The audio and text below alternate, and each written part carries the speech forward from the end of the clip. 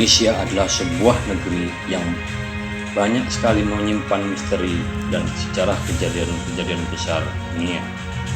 Namun sayangnya, sejarah dan kejadian besar tersebut masih banyak yang belum terungkap. Dan di awal video ini, kami menayangkan tentang pembangunan jalan tol lintas Sumatera Bakahuni Sidomulyo. Kami sebenarnya ingin memberitakan kepada Anda tentang adanya fenomena timbunan material yang berwarna putih keabu-abuan yang menimbun perbukitan di sekitar jalan tol kilometer 4-7 Bakahuni.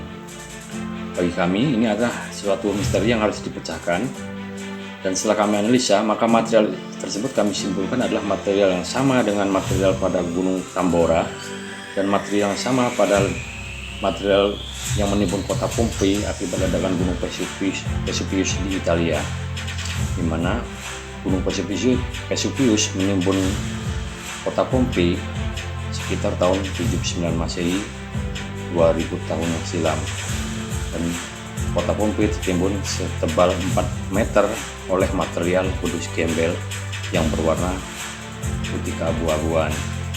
Jika material yang berada di Bakahuni, perbukitan jalan tol, adalah hasil dari ledakan sebuah gunung apakah yang menyebabkan material tersebut? Dan jawabannya sudah pasti adalah ledakan Krakatau, karena Gunung Krakatau meledak tahun 1883 yang jaraknya hanya 50 km dari Bakahuni.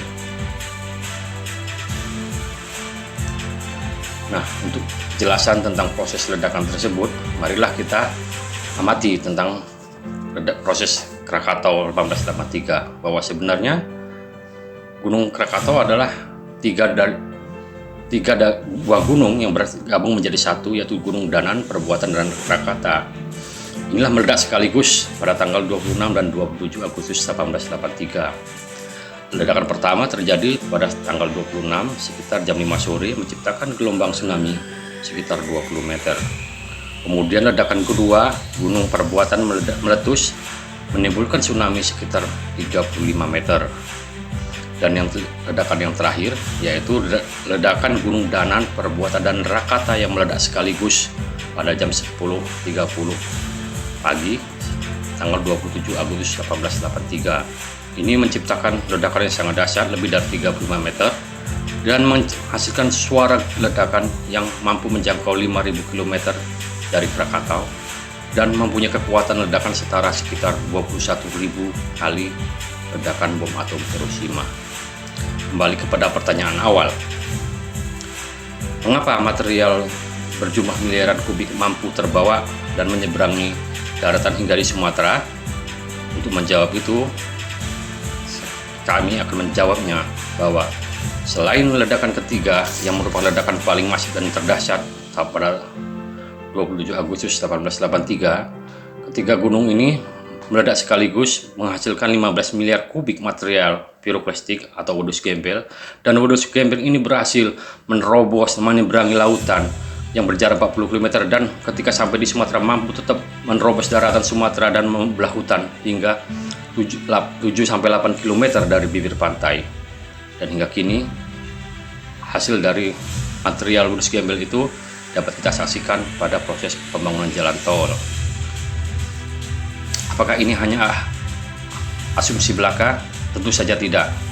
Kami telah melakukan penelitian berdasarkan 3 titik, yaitu titik yang pertama, titik yang berada di sekitar Gunung Anak Krakatau, di mana kita lihat gunung-gunung di sekitar Gunung Anak Krakatau semuanya tertimbun oleh material wedus gembel 1883. Tidak hanya itu, di titik yang berada di pinggir pantai di Bukit Kepayang, kami telah menemukan sebuah kapal yang tertimbun 40 meter di kedalaman lereng Bukit Kepayang, dan pada kedalaman 20 hingga 30 meter material yang kami temukan adalah material wedus gembel Krakatau 1883. Dan terakhir, pada titik yang berada di perbukitan membelah jalan tol di Bakahuni, kita temukan bahwa hampir 3.000 hektar wilayah ini tertimbun oleh material wedus gembel Krakatau 1883. Tebalan timbulan ini antara 10 hingga 20 meter menimbun seluruh perbukitan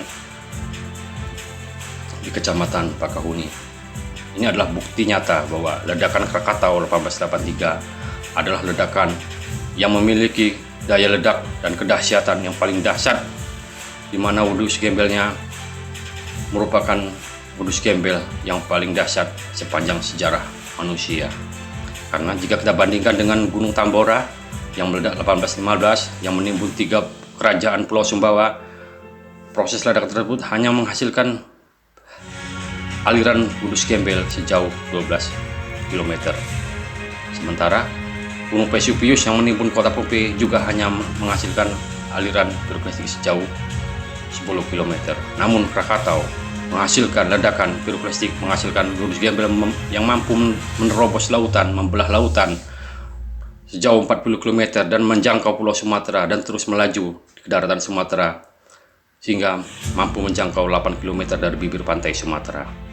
Itulah kedahsyatan Krakatau yang harus kita ketahui sebagai bangsa Indonesia, yang untuk dapat dijadikan sebagai pelajaran. Dan dari hal ini kita juga mampu mengambil hikmah dan ilmu pengetahuan yang bermanfaat bagi kita semua. Jika Anda suka dengan channel kami, subscribe. Terima kasih, salam sukses.